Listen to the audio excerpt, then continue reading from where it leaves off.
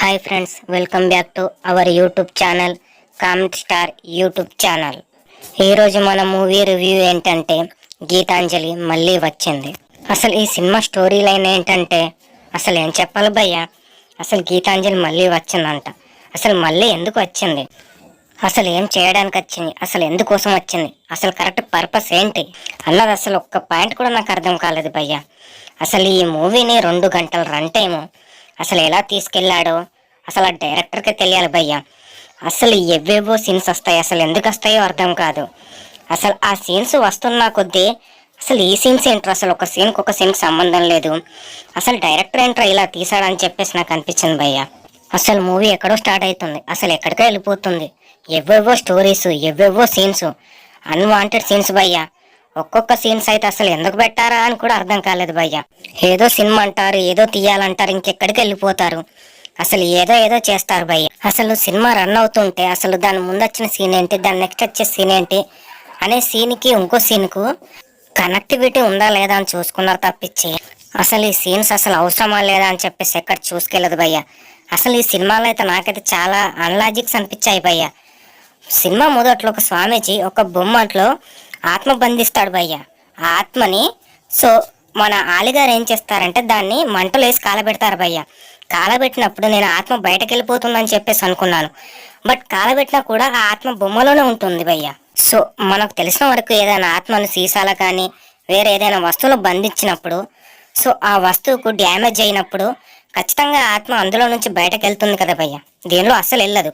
ఆ ఖాళీ బుడిదైన బొమ్మ మళ్ళీ తెల్లారి చూస్తే ఎలా ఉందో అలా అందంగా మళ్ళీ అలానే ఉంటుంది భయ్య.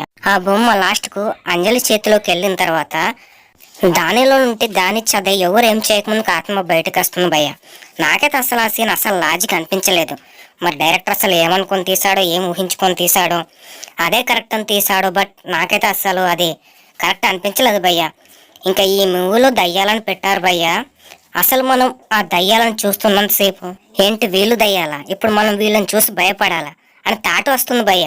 కాకపోతే మూవీలో యాక్ట్ చేసిన యాక్టర్స్ అందరూ వాళ్ళని చూసి వీళ్ళు దయ్యం క్యారెక్టర్ వేశారు, వీళ్ళని చూసి మనం ఇప్పుడు భయపడాలని చెప్పేసి భయపడుతున్నారు తప్ప అంతకు మించి వీళ్ళు దయ్యాలు సో మనం వీళ్ళకి భయపడాలి అనే ఆ భయం న్యాచురల్గా లేదు భయ్య.